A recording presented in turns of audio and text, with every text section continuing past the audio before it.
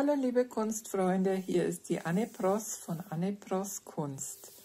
Ich habe mir ein Blatt Aquarellpapier in 4 Teile geteilt mit Kreppband und möchte jetzt ein Mixed Media Kunstwerk beginnen. Dazu habe ich mir eine schwarze Tinte genommen. Mit dem Wasser benetze ich jetzt etwas die Papiere. Nur ganz grob und dann öffne ich dieses Tintenfläschchen. Und diese Tinte werde ich jetzt benutzen und sie in dem vorher aufgebrachten Wasser gut fließen zu lassen. Wie ihr seht, klappt es auch sehr schön. Und das male ich jetzt übergreifend auf allen dieser 4 Abschnitte, ganz spontan, so wie es euch eben aus dem Pinsel heraus fließt. Ich habe da noch keine Vorstellung. Ich kann auch mit der Tinte ein bisschen drauf spritzen, dann wird das schon gleich mal aufgelockert.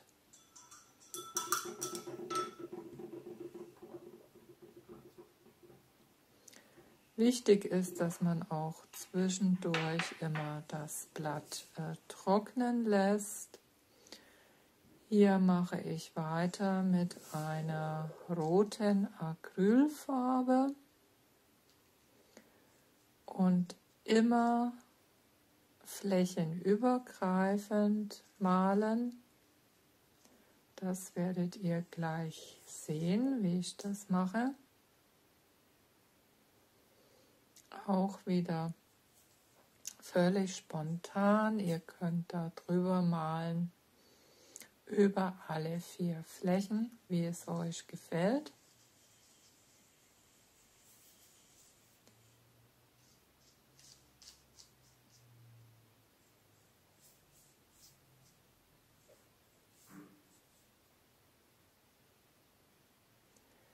Den Pinsel auch immer schön locker nehmen, dass er nicht zu starr in der Hand liegt. Das ist auch wichtig für diese Art von spontaner Malerei.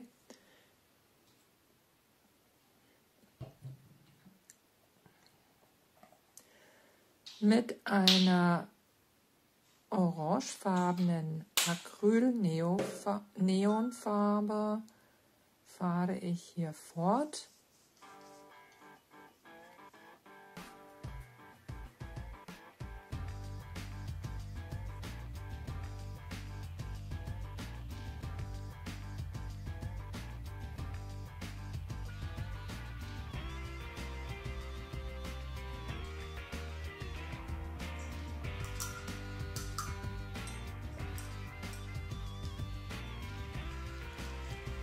Ihr müsst auch beachten, durch die weitere Malerei mit Wasser löst sich natürlich auch wieder die schwarze Tinte zum Teil an. Das müsst ihr dann mit einberechnen, weil sich ja dann auch die Farben untereinander vermischen. Und wo ihr das eben nicht haben wollt, müsst ihr schauen, dass ihr möglichst nicht in diese schwarze Fläche mit dem Pinsel hineingeht.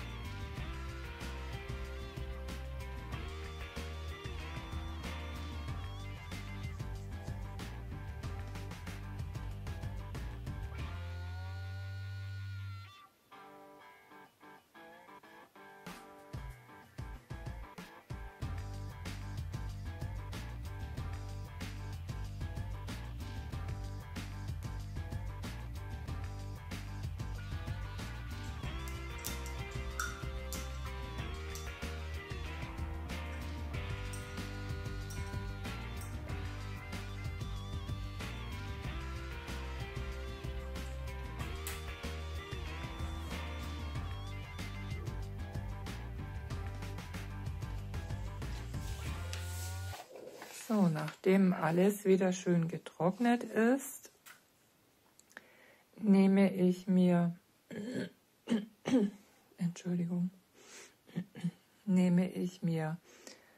Papierstücke, die ich abreiße von altem Papier, und die möchte ich jetzt hier in diesen kleinen Kunstwerken mit integrieren.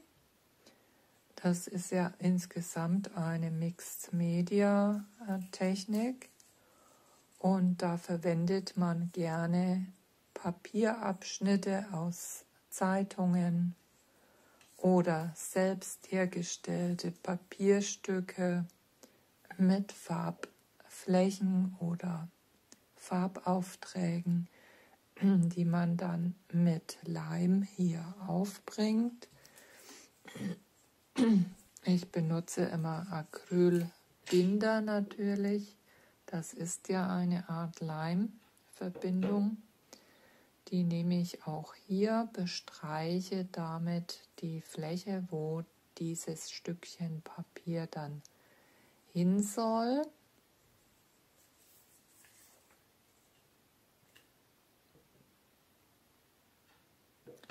Es sollte immer ausreichend mit Leim bestrichen werden, damit das blasenfrei dann auf dem Papier hält.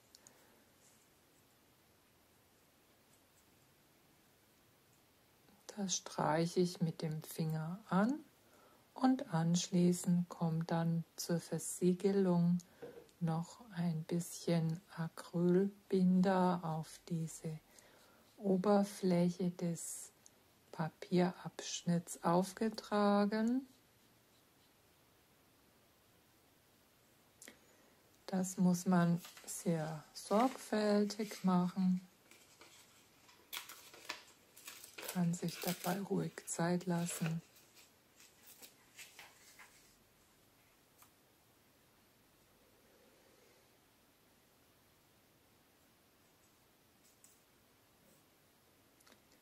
Das Ganze werde ich jetzt auf allen 4 Abschnitten fixieren.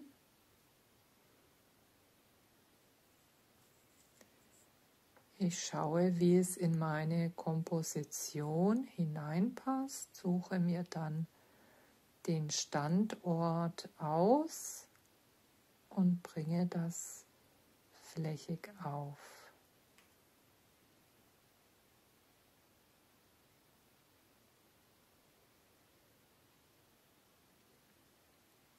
Hierbei dürft ihr nicht mit dem Binder sparen, damit das, wie gesagt, auch im Endeffekt gut haftet.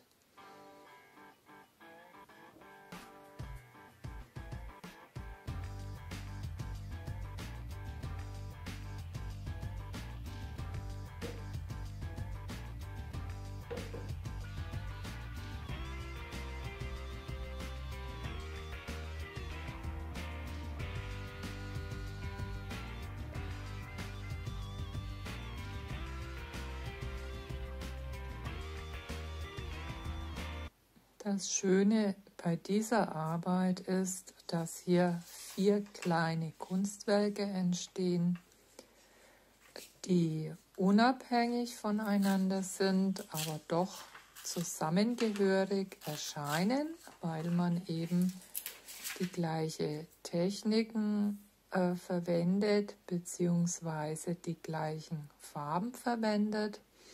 Das kann man dann später als Kunstwerke rahmen und nebeneinander an eine Wand hängen. Das sieht sehr hübsch aus.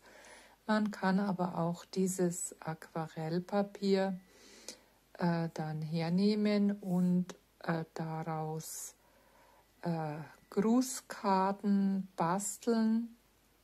Und dann ist das auch eine komplette Serie und sehr beliebt auch für Geschenke, die man an gute Freunde verschickt dann haben die gleich die Möglichkeit, das als Kunstwerk bei sich zu Hause aufzuhängen. Das könnt ihr dann eben machen, wie ihr das möchtet. Solche Kleinserien werden auch sehr gerne von Kunstsammlern gekauft. Das habe ich selbst schon mehrmals erleben dürfen. Und ja, diese Leute sind dann ganz glücklich, wenn sie das eben als Serie, die einmalig ist, an ihrer Wand zu Hause hängen können.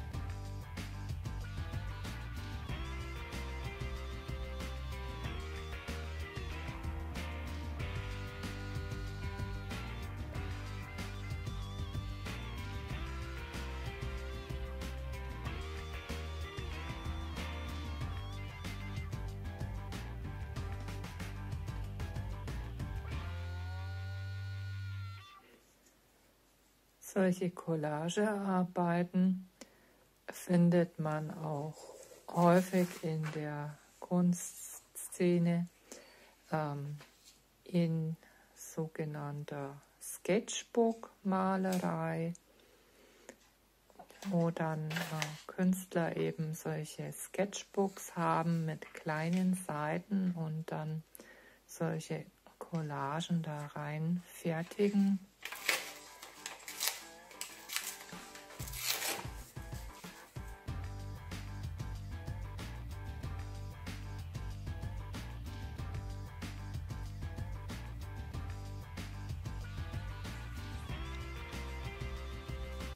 Wenn man solche Zeitungsausschnitte benutzt, kann man natürlich auch kleine Botschaften verstecken. Das heißt, wenn man bewusst eben Textpassagen aussucht, die dann auch in Teilen sichtbar bleiben, am Ende auf diesem Kunstwerk kann man auch hervorragend kleine Alltagsbotschaften darin verstecken.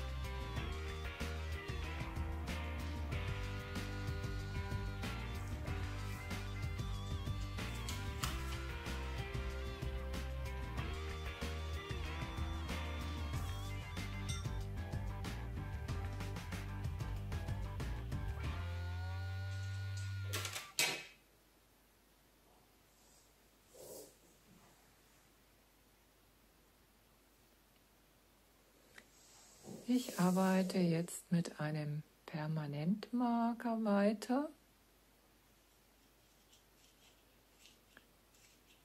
und zeichne jetzt über diese Malerei drüber, ganz locker. Das mache ich auch wieder bei allen 4 Malereien.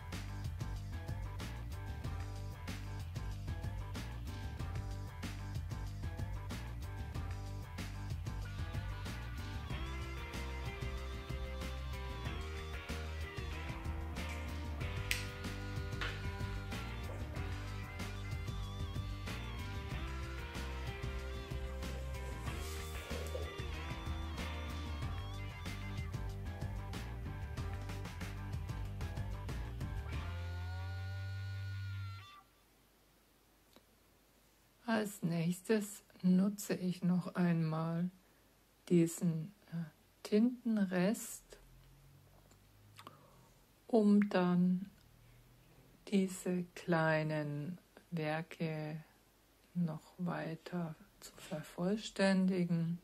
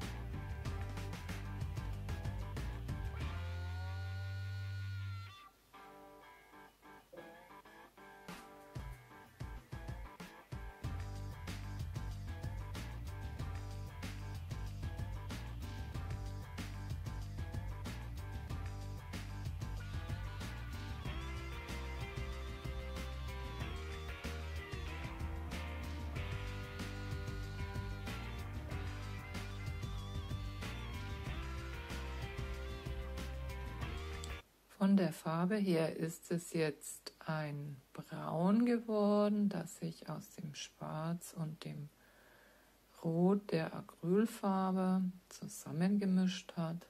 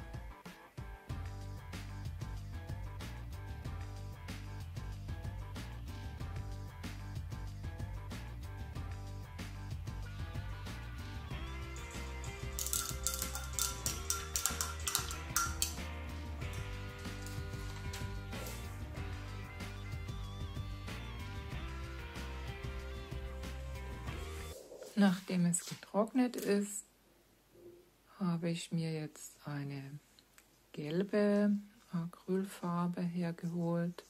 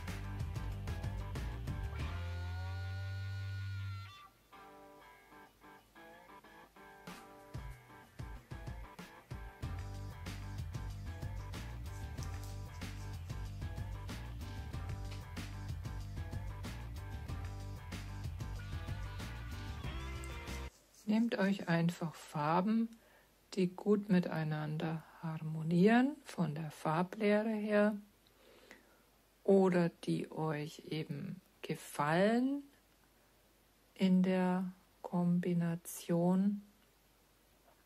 Das ist euch überlassen.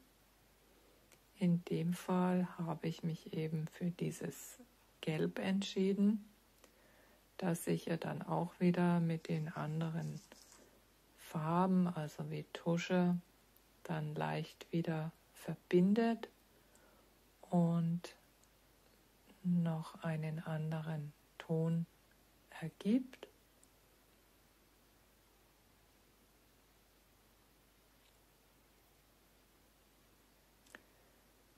Ich musste auch in dem Fall vorsichtig eben arbeiten, weil ich ja weiß, dass zum Beispiel das Schwarz sich schnell dann verbindet und das möchte man ja auch nicht überall dann haben, dass das eine zu schmutzige Farbe dann insgesamt ergibt. Es soll schon noch eine gewisse Klarheit der Farbe vorhanden sein, die ich verwende.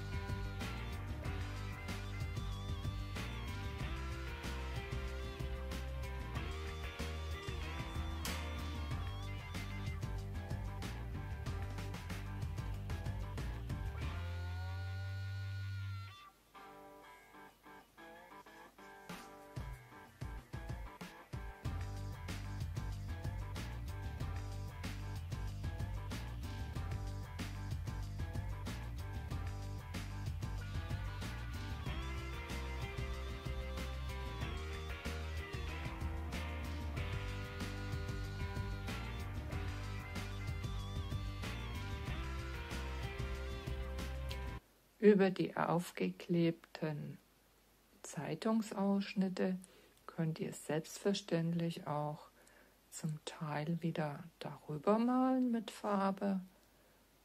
Das kommt darauf an, ob ihr das pur stehen lassen wollt oder eben zum Teil dann wieder verdecken wollt.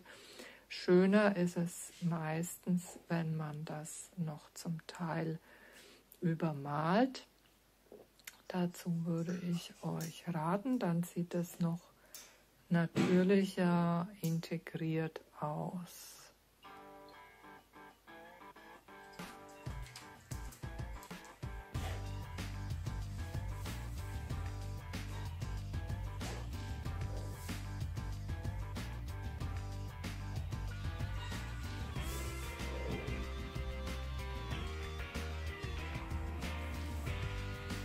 So, jetzt bin ich schon soweit fertig und ziehe dieses Krepppapier ab. Und dann bleibt natürlich dieser weiße Streifen dann stehen zwischen den einzelnen Kunstwerken. Die Kanten sind klar erkennbar. Das soll ja so sein, denn man wird ja dann auf diesen weißen Streifen mit einer Schere entlang schneiden und die Bilder voneinander trennen. Und dann hat jedes Bild eben so eine weiße Kante, die dann unter einem möglichen Rahmen dann wieder verschwindet. Meistens dann hinter dem Passepartout-Rahmen, weil man sehr gut diese Bilder unter ein Passepartout legt und dann darauf den richtigen Bilderrahmen setzt.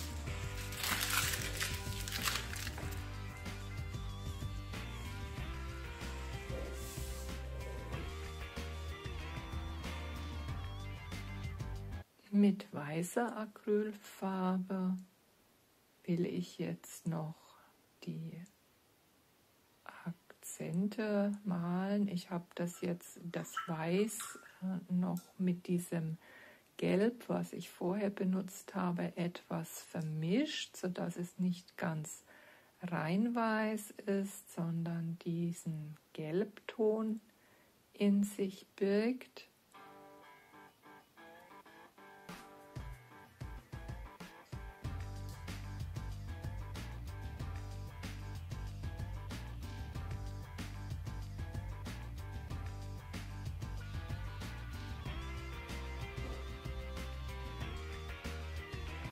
Auf diese Art werde ich jetzt die 4 kleinen Bilder noch ergänzen und vervollständigen.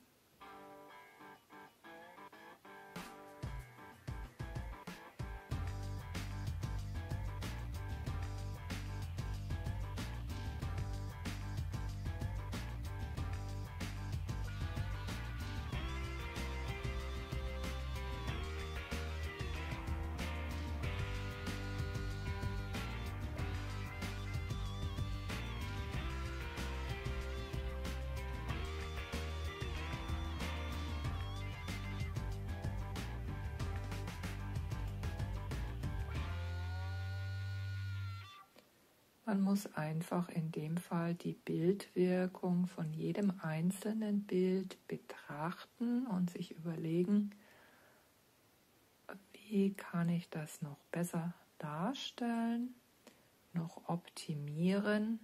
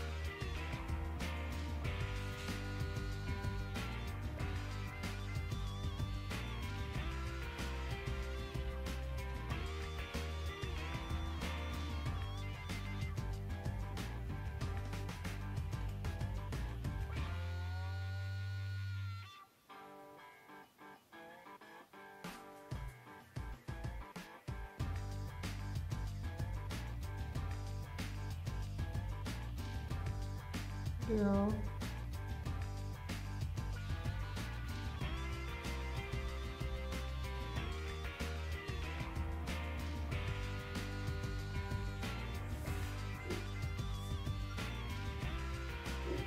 Dankeschön fürs Zuschauen, liebe Freunde. Bis bald, bis zum nächsten Video. Und vergesst nicht, auseinanderzuschneiden mit einer schönen scharfen Schere. Tschüss!